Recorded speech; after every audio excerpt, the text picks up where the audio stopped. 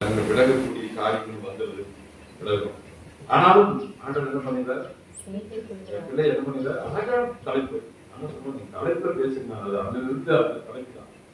திரிந்து திரியும் எண்ணெயும், எண்ணெய்ங்கிறது எண்ணெயும் தம்மிடம் மீண்டும் சேர்த்துக் கொள்வது அவருடைய அருள், அவருடைய கிருபை, அவருடைய இரக்கம். பிள்ளை விட்டு போயிட்டானேன்னு சொல்லி அவர் விடுறது இல்லை, அழகா சேர்த்துக்கிறார். அது புதிய சங்கீதம் வாசித்தீங்களா? இன்னைக்கு வாசித்தீங்களா? அதுல பாத்தீங்கன்னா சங்கீதத்துக்கு நல்ல வசனங்கள் இருந்திருக்கும். அந்த சங்கீதம் 25 எடுத்தீங்கன்னா 8வது வசனம் பாருங்க. இந்த வசனம் கர்த்தர் நல்லவரும் உத்தமருமாய் இருக்கிறார், ஆகையால் பாவிகளுக்கு வழியை தெரிவிக்கிறார். வழியை தெரிவிக்கிறார். நீ இந்த வழியில வா. அதே மாதிரி 9வது வசனம், வழியை தெரிவிப்பார்.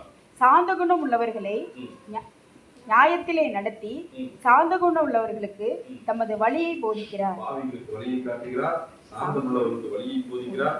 அடுத்த வசனம் 12, கர்த்தருக்கு பயப்படுகிற மனுஷன் எவனோ அவனுக்கு தாம் தெரிந்து கொள்ளும் வழியை போதிப்பார். வழியை போதிக்கிறார். 3 வசனமே வழியை, நீ வேற வழியில போகாத, இந்த வழியில வா சொல்லி தன்னுடைய வழியை அந்த காட்டுறார். இந்த வசனம், இந்த தலைப்புக்கு ஏற்ற மாதிரி அவன் வசனங்களை தேர்ந்தெடுத்துக்கிறாங்க. அதை படிக்கணும், ஆழமா படிக்கணும். அப்பதான் அது தெரியும். வழியை போதிக்கிறார். ஒருவேளை நான் வழி மாறி போயிட்டாலும் ஆண்டவர் என்ன பண்றார்? அது உன்னுடைய வழி இல்ல, என் வழியில வா அப்படின்னு சொல்லி ஆண்டவர் வழியை போதிச்சு நம்மோட என்ன பண்றாரு? சேர்த்து கொள்கிறார்.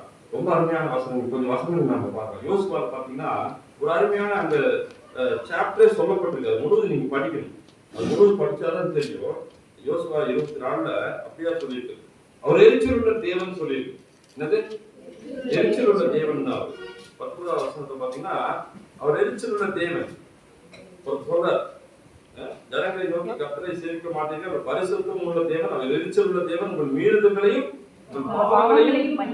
மன்னிக்க மாட்டார் அப்படின்னு யோசுவா கோபத்துல சொல்ற.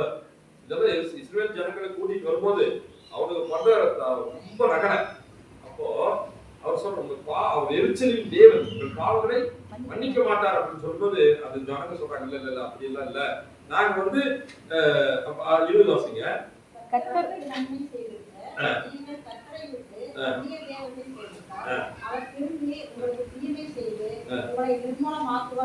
ஜாக்கிரதையா இருங்க, நிர்மூலமாக்கிடுவார். அவரை விட்டு போனீங்கன்னா உங்களை என்ன பண்ணிடுவாரு? நிர்மூலமாக்கிடுவார். அதனால கர்த்தரை விட்டு போகாதீங்க, கர்த்தரோட சேர்ந்துருக்கீங்க.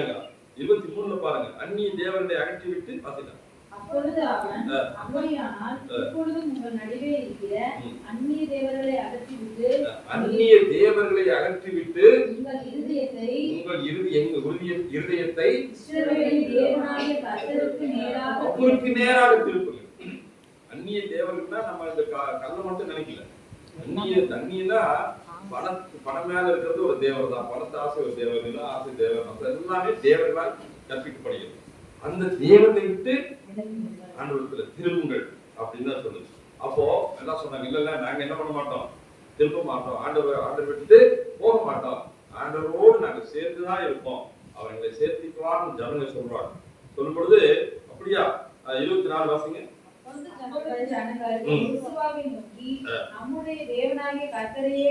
அவரையே சேவித்து அவர் சத்தத்திற்கே கீழ்ப்படிவோம், வேற தேவனை நாங்க சேவிக்க மாட்டோம் அப்படின்னா அப்படியா? உண்மையாவா? இப்ப நம்ம பேசுறோம், இங்க இருக்கும் போதுதான் பாத்தீங்கன்னா சர்ச்சில் தான் நம்ம நிறைய பேர் அப்படியே ஆடாய் போயிடுவான். வெளியே போன வேற மாதிரி மாற்றப்படுகிறான். சாத்தா எவனை விழுங்கலாமோ என்று காத்துட்டு இருப்பா வெளியே, சர்ச்சுக்கு வெளியே. வா வா வா வா வா அப்படி மைண்ட் கொஞ்சம் மாறிச்சுன்னா அவன் வேற மாதிரி கூட்டிட்டு போயிடும். சாத்தான இடங்களுக்காதபடி நம்ம போகணும். ஜனங்க சொல்றாங்க, இல்ல இல்ல ஆண்டவர் எரிச்சல் உள்ள தேவன், அவரை விட்டு விலகி போனால் அவர் நிர்மூலமாக்கிவான்னு எங்களுக்கு தெரியும், நாங்க விலக மாட்டோம், அவரையே சேவிப்போம்னு சொல்லும் பொழுது அப்ப அப்படியா? யோசுவா சொல்றான், அப்படியா அவரையே சேவிப்பீங்களா? நான் நம்பலாம் அப்படிங்க. நம்புறதுக்கு என்ன பண்றது அப்படின்னு உடனே என்ன பண்றான்? 26வது வசனம். இந்த வார்த்தையை யோசுவா தேவனுக்கு தேவனுடைய நியாயப்பிரமாண புத்தகத்தில் ஜனங்க சொன்னது நியாயப்பிரமாண புத்தகத்துல எழுதிறான். கர்த்தரையே சேவிப்போம் இவங்கெல்லாம் சொன்னாங்க அப்படின்னு எழுதிட்டு என்ன பண்றான்? பெரிய கல்லை எடுத்து அதை அங்கே கர்த்தருடைய பரிசுத்த ஸ்தலத்தின் அருகில் இருந்த கல்வாரி மரத்தின் கீழ் நாட்டி மரத்துக்கு மேல மரத்துக்கு கீழே இருக்கிற கல்லெல்லாம் இருக்கு.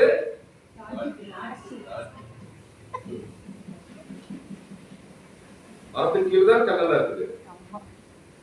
இன்னைக்கு அங்க கருவாலி மரம் இருந்து நட்டிட்டான். புரியுதா? கல் வந்து சாட்சி. அப்ப அந்த கல் வந்து ஆண்டவரையே நாங்கள் சேவிப்போம் கர்த்தர் சொன்னதுக்கு அடையாளம் என்ன பண்ணா? என்ன நட்டினா? கல்ல நட்டினா. எங்க நட்டினா? மரம் அங்க பார்த்தா கருவாலி மரம் தான் இருக்குது. அதனால கல் மரம். அப்போ மரத்துக்கு கீழே இருக்கிற கல்லெல்லாம் கர்த்தரையே சேவிப்போம் என்பதற்கு சாட்சி. நானே என்ன பண்ணிட்டாங்க? மரத்துக்கு மேல ஒரு கல்லண்டி சாட்சி. கடைசியில அது வந்து ஒரு அடையாளம். கர்த்தரை சேவிப்போம் என்பதற்கு அது என்னது? அடையாளம். தேவனுடைய நியாயப்பிரமாண புஸ்தகத்தில் எழுதி ஒரு பெரிய கல்லை எடுத்து அங்கே கர்த்தருடைய பரிசுத்த ஸ்தலத்தின் அருகில் இருந்த கர்வாலி மரத்தின் மீது நாட்டி எல்லா ஜனங்களை நோக்கி இந்த கல் என்ன சொல்றா? அது கர்த்தர் நம்மோடு சொன்ன எல்லா வார்த்தைகளையும் இது கேட்டது. கல் கேட்டுச்சாம். புரியுதா? ஏன்னா போய் நம்ம சொல்ற கல்ல கும்பிடுறாங்க. இங்க என்ன வச்சிருக்கோம்? கல்லுதான் சாட்சி. மரத்துக்கு இருக்கிற கல்லெல்லாம் கர்த்தரை நாம் சேவிப்போம் என்பதற்கு சாட்சிகள். வேலையில சொல்லுமா? நம்முடைய பார்வையை கல்ல பார்க்கும் போது, மரத்துக்கு கீழே இருக்கிற கல்ல பார்க்கும் போது, கல்ல பல வடிவத்தில் படிக்கலாம். கல்ல பல வடிவங்கள்ல படிக்கலாம். நிறைய இருக்குது. சிவசிவரை பத்தி 12 கல் இருக்குது. 12 கல்லு ஆத்துல இருந்து எடுத்துட்டு போனாங்கல்ல. ஆத்துல இருந்து எடுத்துட்டு போய் 12 கல்லு ஆத்தங்கரைக்கு அந்த பக்கம் வீடா இருப்பாரு ஆண்டவர். ஆத்தங்கரைக்கு அந்த பக்கம் போது 12 கல் இருக்குது. பேரு போயிருந்தீங்க பாருங்க. ஆத்தங்கரைக்கு அந்த பக்கம் திருச்சியில சமீபம் அங்க போனா பாத்துக்கோங்க. 12 கல். சரியா? இதெல்லாம் சாட்சிகள் தான் இந்த காலத்துல. அப்போ ஆண்டவரை விட்டு பிரியாதபடி அவர் நம்மை சேர்த்துக் கொள்வதற்காக உண்டாக்கப்பட்ட சாட்சிகள். ஆண்டவர் நம்மை விட்டு பிரிவதில்லை. எரிச்சலின் தேவன் தான் அவர். அவரை விட்டு பிரியும் போது நிர்மூலம் ஆக்கிவார் தான். ஆனால் அவரோடு சேர்த்துக் கொள்ளப்பட வேண்டும், நானும் அவரோடு சேர்ந்து வாழ வேண்டும் என்று அது சாட்சிக்காக வச்சிருக்கிறோம் அப்படின்னு யோசுவாவுடைய புத்தகத்துல அழகா சொல்லப்பட்டிருக்கு. அதே மாதிரி நிறைய காரியங்கள் 1 பேதுரு 5:6 படிச்சீங்கன்னா கூடி 1 பேதுரு 5:6 படிச்சீங்கன்னா கூடி அந்த கர்த்தர் திரியும் என்னையும் சேர்த்து கொண்டார் அப்படின்னு தான் இருக்கு. லூக்கா படிக்கும் போது லூக்காலையும் அப்படிதான் இருக்கு. லூக்காலையும் அதே மாதிரி தான் இருக்கு. பாத்தீங்கன்னா ஒரு ஆட்டுக்காக ஒரு ஆட்டு 1000 ஆடு 100 ஆடு இருந்தாலும் எந்த ஆடு பிரிஞ்சு போகுதோ அந்த ஆடு மேலதான் ஆண்டவர் என்ன பண்றாரு? கவலை பண்றாரு. ஐயோ என் ஆடு பிரிந்து போனதேன்னு சொல்லி லூக்கால படிச்சீங்கல்ல. அந்த ஒரு ஆட்டுக்காக அலைந்து திரிந்து அந்த ஆட்டை என்ன கொண்டு வந்துறாரு? தன்னோடு சேர்த்துக் கொள்கிறார். மனம் திரும்புகிற ஒரு பாவியின் நிமித்தம் மரணத்துல மிகுந்த சந்தோஷம் உண்டாயிருக்கும். மிகுந்த சந்தோஷம். அப்ப நம்மெல்லாம் மனம் திரும்பின பாவிகள் இல்லையா? பாவிகளா இருந்து மனம் திரும்பும். இப்ப நம்ம பரலோகத்துல மிகுந்த சந்தோஷம். அப்போ இருந்து திரிந்த இந்த பாவியான என்னை சேர்த்து கொண்டது அவரோட கிருபை, அவரோட கிருபை, அவருடைய சேர்த்தார். என்னை விட்டு என்னை நான் சொல்றேன், உங்களை நான் சொல்றேன். என்னை வேட்பாராகி என்ன நான் ஒரு காலத்துல எப்படி இருந்தேன்? எங்கேயோ இருந்தேன். உடையாத சேர்த்துக்குள்ளார கடந்து அப்படியே இருந்தா நான் சேர்த்தோட புதஞ்சு மண்ணோட மண்ணு நாசமா நிர்மூலமா போயிருப்பேன். நான் நிற்பதும் ஆகாமல் இருப்பதும் அவருடைய சுத்த கிருபையா. Thank you my Lord. அவருடைய சுத்த கிருபையா, கிரேஸ் ஆஃப் மை லார்ட். அப்போ வந்து நான் பசங்க கூட சேர்ந்து ஜாலியா சினிமா பார்க்கறதுக்கும் சிகரெட் குடிக்கிறதுக்கும் இல்லை ஊர் சுத்துறதுக்கும் கண்டனத்துக்கு போறதுக்கும் என் வாழ்க்கை எப்படி போயிருக்கும்? வழியில் போயிருக்கும். ஆனால் என் தேவன் பார்த்தார். ஐயோ இந்த பிள்ளையோட வாழ்க்கை, இந்த ஒரு ஆத்துமா ஜெயக்குமார் ஒரு ஆத்துமா அநியாயமா எங்கேயோ போகுதே, விடக்கூடாதே அப்படின்னு சொல்லி என்ன பண்றாரு? கையை நீட்டி விழுந்து கிடந்த என்ன பண்றாரு? வா நம்ம மகனே வா அப்படின்னு என்னை தூக்கி பிரிந்து திரிந்த என்னை நம்மிடம் சேர்த்து கொண்டது அவருடைய அருளை. ஆண்டவர் நம்ம சேர்த்து கொண்டார். அவரை சேர்த்துக்கலன்னா வச்சுக்க நம்ம சேர்த்து வந்து அவர் என்னை சேர்த்துக் கொள்ளாவிட்டால் நான் சேர்த்துல விழுந்து, அவர் என்னை சேர்த்துக் கொள்ளாவிட்டால் நான் சேர்த்துல போயிருக்கேன். ஆண்டவர் நம்ம சேர்த்துக் கொண்டார். ஒரு அருமையான காரியம். அருமையான காரியத்துக்காக அந்த வசனங்கள் அப்படியே வச்சாங்க.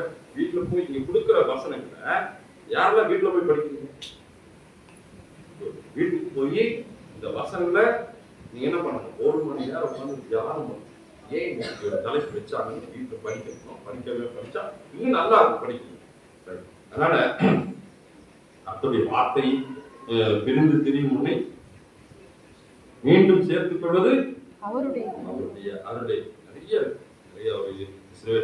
சேர்த்துக் கொள்வார். சொல்லி 2-3 கசனங்கள் நான் சொல்றேன். சங்கீதம் 27:10. சங்கீதம் 27:10. என் தகப்பனும் என் தாயும் கைவிட்டாலும் கர்த்தர் கர்த்தர் அலைந்து சொல்லுமா? என்ன ஆழமான வார்த்தை. தகப்பனும் தாயும் கைவிடுவாங்களா? கைவிடுவாங்களா? ஒருபோது கைவிடுவாங்க.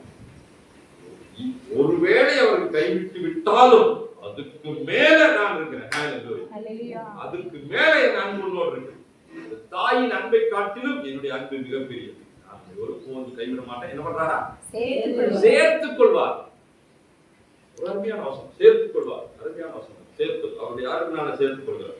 இன்னும் பாத்தீங்கன்னா கடைசி காலங்கள்ல நம்ம அப்படியே நம்ம பயணம் தொடங்கி எங்க போய் முடியுது? ஒரு இடத்துல போய் முடியுது. ஒரு இடத்துல முடியும். அந்த இடத்துல அதான் இம்பார்ட்டன்ட். அந்த இடத்துல அவர் என்னை சேர்த்துக் கொள்ளணும்.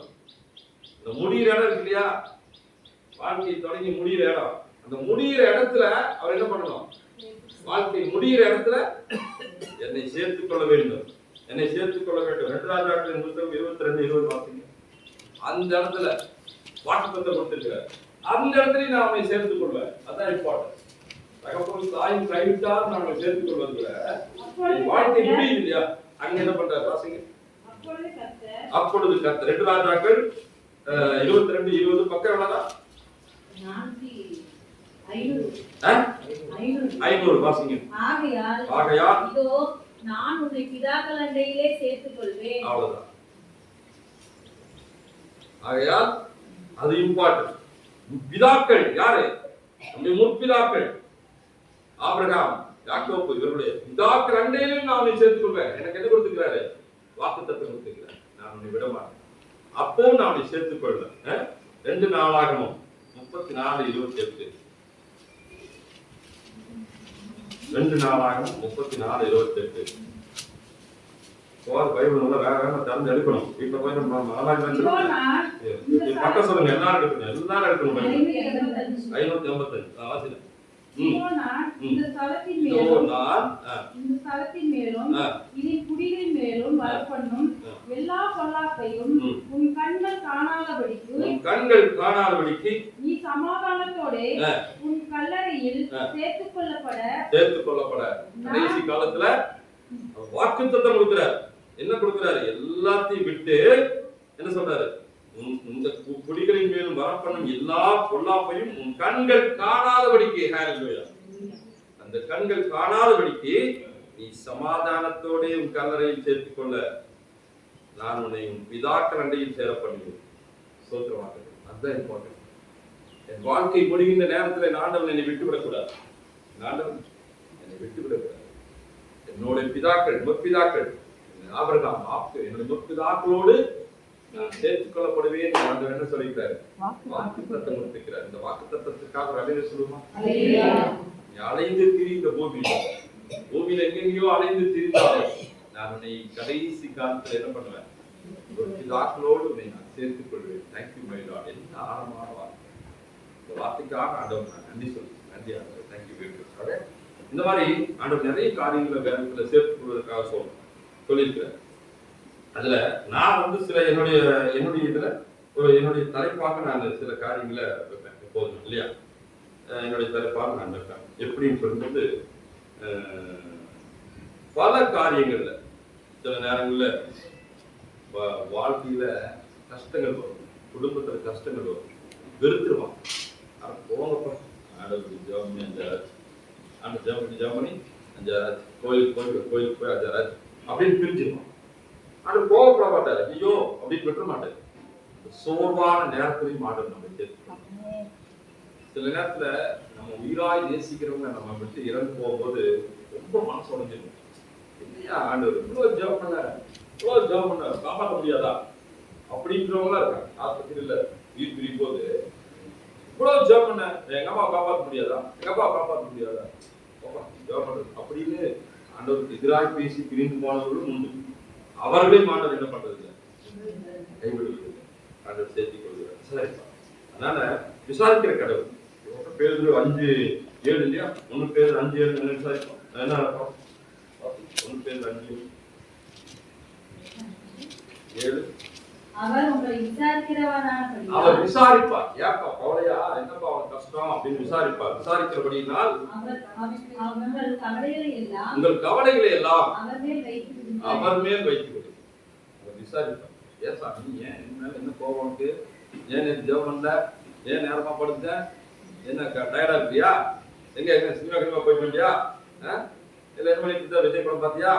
சரி பரவாயில்ல அப்படின்னு விசாரிக்கிற கடவுள். விசாரிப்பார். நீ சாதாரண மனுஷன் பரவாயில்ல, இனிமேல் செய்யாது. ஆண்டவர் எப்போது சொல்றது, இனிமேல் செய்யாது, இனி பாவம் செய்யாது. நீ செய்ததெல்லாம் நான் கேட்கல, இனி பாவம் செய்யாது. எப்போ அந்த பொண்ணுக்கு சொல்லுவார், ஒரு பெண்ணுக்கு சொல்லுவார். அதே விசாரிப்பார். கவலையெல்லாம் என்ன பண்ணிடணும்? சாமி கேட்டு, சாமி வீட்டுல இருக்கு, சாமி மக எப்படி இருக்கிறா, பாப்பா எப்படி இருக்கிறா, பையன் எப்படி இருக்கிறான், வீட்டுல இருக்க பிரச்சனை இருக்கு, எல்லாம் என்ன பண்ணணும்? விசாரிப்பா. அப்படியா அப்படியா, சரி சரி சரி நான் பார்த்துக்கிறேன் சொல்லிட்டுல, நான் பார்த்துக்கிறேன் இல்லையா? யோசபாத் கலங்கி நின்ற போது என்னாச்சு? யோசபாத் கலங்கி நின்னான். எவ்வளோ பெரிய ப்ராப்ளம். யோசபாத் எருசலேம் நகரை ஆளக்கூடிய ஒரு நல்ல மன்னன். சின்ன பையன் தான் யோசபாத். திடீர்னு பார்த்தா இந்த பக்கத்துல ஒரு பெரிய பெரிய படை எருசலேம் நோக்கி படையெடுத்து வருது. பயந்து போய் எல்லாம் ஜனங்க ஓடி வந்து, யோசபாத் இந்த பக்கம் படை வருது. யாரா அது? சேயீர் மலை தேசத்தா அப்படிங்கிற ஒரு ஊருக்காரன் என்ன பண்றான்? படை எடுத்து. ஐயோ என்ன படை எடுத்துக்கிறாங்க, திரும்பி பாக்குறான் யோசபாத். பார்த்துட்டு போது இந்த பக்கம் இருந்து ஒருத்த வரான். அம்மோனிய புத்திரர்கள் படையெடுத்து வரான். ஒரே நாள்ல ஜனங்க கலங்கி போறாங்க. என்ன பண்றது? ஐயோ இந்த பக்கம் படையெடுத்து வரான், என்னடா பண்றது? யோசிக்கிறதுக்கே நேரம் இல்லை. இந்த பக்கம் ஒருத்த படையெடுத்து வரான், இந்த பக்கம் ஒருத்த படையெடுத்து வரான். சேயீர் மலை தேசத்தா அம்மோனிய புத்திரர்கள், என்ன பண்றது அப்படின்னு பார்க்க இந்த பக்கம் இருந்து ஒருத்த படையெடுத்து வரான். அவன் பேர் அமலேக். 3 பக்கமும் படையெடுத்து வராங்க. யோசபாத் எருசலேம் நகரை ஆண்டு வரும். யோசபாத் கலங்கி நின்னான், அழுத ஆண்டவர். எனக்கு திராணி இல்லை. அழகான வார்த்தை, வசனம் போட்டுருந்தோம் அந்த இடத்துல. எனக்கு என்ன இல்லை? நான் எங்க அம்மா சொல்லுவாங்க அடிக்கடி, உங்க கூட போராடுறதுக்கு திராணி இல்லடா அப்படின்னா. நான் அதை படிக்கும்போது தான் அழுதுருவேன். அம்மா அந்த வார்த்தை அடிக்கடி சொல்லுவேன், திராணி இல்லடா. வேதத்துல அந்த வார்த்தை, இவர்களை மேற்கொள்வதற்கு எனக்கு திராணி இல்லை சாமி அப்படின்னு அந்த ஆலயத்துல போய் மக்களோடு, எருசலேம் மக்கள் எல்லாம், எருசலேம் குடிகள் எல்லாரும் போட்டு எங்க போயிடுவாங்க? ஆலயத்துல வந்து மண்டிட்டு அழுவாங்க. இவர்களை மேற்கொள்வதற்கு எனக்கு திராணி இல்லை சாமி, நான் என்ன செய்யறதுன்னு எனக்கு தெரியல, கண்ணீரோட கதறுவாங்க. யோசிப்பாங்க. இந்த மக்கள் எல்லாம் கதறுவாங்க. இந்த பக்கம் ஒருத்த படையெடுத்துவாங்க, இந்த பக்கம் ஒருத்த படையெடுத்துவாங்க, இந்த பக்கம் ஒருத்த படையெடுத்துவாங்க. நாளை காலையில வீட்டு வாடகை கொடுக்கணும் இவன், நாளை காலையில் பிள்ளை ஃபீஸ் கட்டணும் இவன் சொல்றான், ஆஸ்பத்திரி கூட்டிட்டு போன இவன் சொல்றான். நான் என்ன சாமி பண்ண?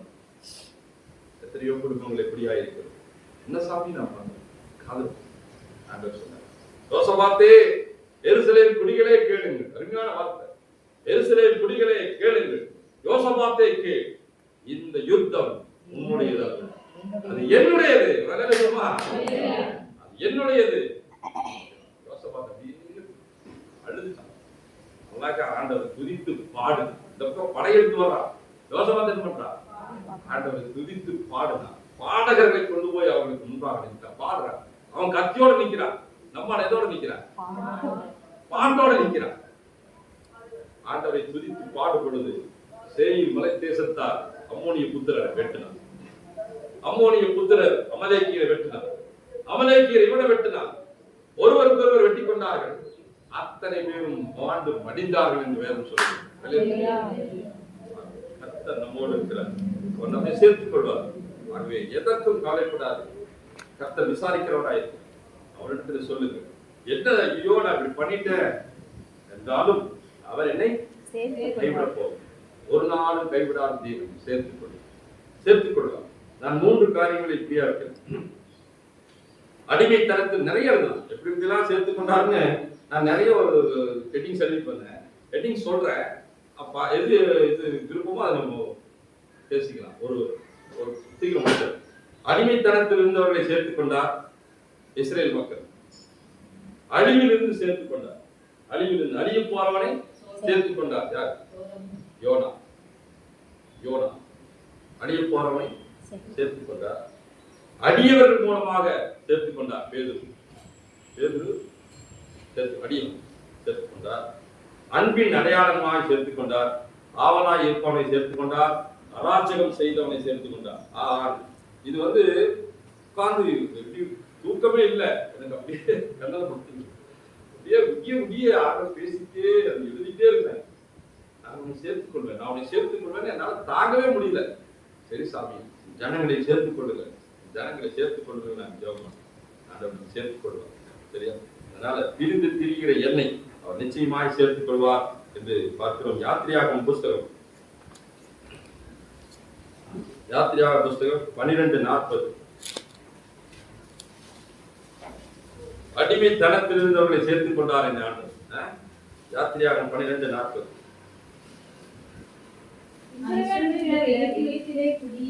இஸ்ரவேல் எல்லாரும் பைபிள். இஸ்ரவேல் புத்திரர் எகிப்திலே குடியிருந்த காலம் 430 வருஷம். அன்றைய பண்ணி வச்சுங்க. 430 வருடங்கள் கடவுளுடைய ஜனங்கள் அடிமைகளாய் எகிப்து தேசத்தில் இருந்தாங்க. அடிமைகளாய் இருந்தாங்க கடவுளுடைய ஜனங்கள். ஆண்டவர் அவங்க அப்படியே விட்டுல. அவங்கெல்லாம் ஒரு காலத்துல அழுதாங்க. என்ன அழுதாங்க?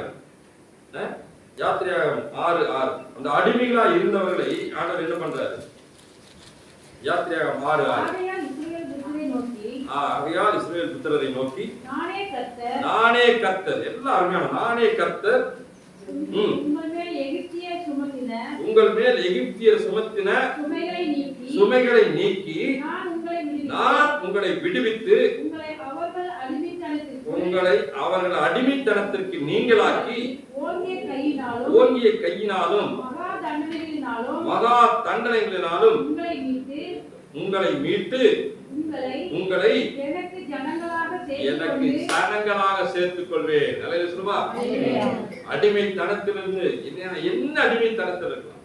மதுவுக்கு அடிமையா இருக்கலாம், போதைக்கு அடிமையா இருக்கலாம், கெட்ட வார்த்தைக்கு அடிமையா இருக்கலாம், கொடூர செயல்களுக்கு அடிமையா இருக்கலாம், குடும்பத்திலே சண்டைக்கு அடிமையா இருக்கலாம், பிள்ளைகளோடு எரிச்சலை உண்டு பண்ணக்கூடிய ஆவிக்கு அடிமையா இருக்கலாம், கேளிக்கைகளில் அதிக நாட்டம் கொள்பவர்களாய் சாத்தான் நம்மளை அடிமையாக்கி வைத்திருக்கலாம், டிவியே கதி என்று அமர்ந்து கொண்டிருக்கக்கூடிய அடிமைகளாய் இருக்கலாம். இத்தனை அடிமைத்தனத்திலிருந்து விடுதலை கொடுப்பவர் யார்?